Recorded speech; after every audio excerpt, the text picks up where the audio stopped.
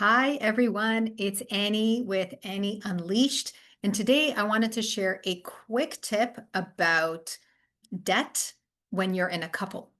One of the number one things that I feel very strongly about, like generally in financial planning, I will give an it depends answer because it really does depend on their situation. So there's no hard and fast absolutes that I normally give. However, there is one thing that recently came up in another client meeting of mine where I said, absolutely not.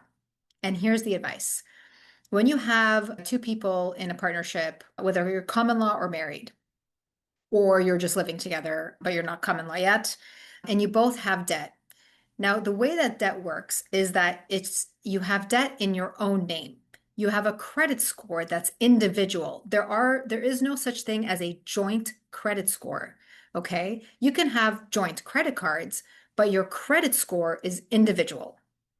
And so oftentimes what I see in a couple is one person in the partnership has a really great credit score and they get offered promotional rates, which are super discounted interest rates for a short period of time. And the reason that the bank does that is because they want you to move the money over so that they make a little bit of money between the interest that they're charging and the interest that they're making. They might offer you a promotional rate of 0% or 1% interest on a balance that you transfer over.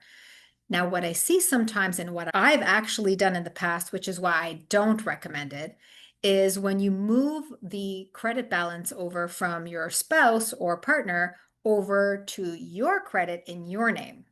The reason that I don't recommend this is because, like I just said earlier, your credit score is only in your name. As far as the credit report and this credit score cares about, you just inherited a bunch of debt. They don't care from who, they just know it's in your name. And so that's how they rate you. Now, the second reason is because as much as you love your spouse at the time that you transfer over this debt, things change in a relationship. And suddenly, and more often than not, what I've heard and what I actually experienced is that the relationship dissolves, you break up, and suddenly that person whose debt you took on doesn't want to pay it. They don't want to pay for what they spent, what they're responsible for, even though they verbally agreed to it. And suddenly you're left holding the bag with a bunch of debt and you couldn't possibly pay all of it off in the time that you had. So normally when you have a promotional rate, they might offer you like, let's say 0% for 6 months. They might offer you 0% or 1% for 12 months. I have seen that. So anywhere between 6 to 12 months. Rarely do I see more than that. And oftentimes people can't pay off the full balance because it's usually a big chunk of debt in that time frame. And inevitably, that debt, that whatever is left over after those few months, now goes back into the regular interest rate, and it's really hard to keep up. So, for that reason, I also don't recommend moving your spouse's debt into your name. It very often doesn't go well. Now, in the rare occasion that you come up with a plan, and if you are, I'd say write it out, have a written agreement, a legal written agreement. Oh, I'm serious, where you write out whose debt it is and who owes what, and the specific payment plan and the specific schedule that is owed, so that if something does go wrong, you have legal recourse to go and pursue that with interest so that the person does pay you back as agreed on. And in the event that as a couple, not only do you stick to the plan, but you also have it paid back, the real underlining root issue, though, is your spouse's ability to rack up debt consistently and your ability to be really good about it and manage it properly or sustainably.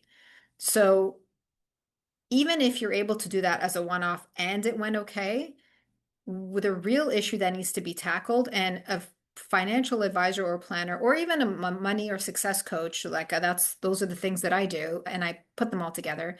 But if you find somebody who does one or the other, that's fine, but who really helps you uncover and rework the sabotage that's happening in your brain when it comes to debt, the limiting beliefs.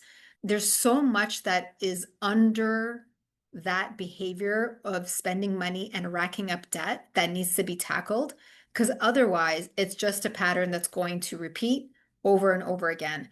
And finances is the number one reason why people get divorced and break up. So if you really love this person and you want to have a long relationship and enjoy your life with them, that person who has the large amount of debt, they're the ones that are going to have to figure it out and be responsible for it.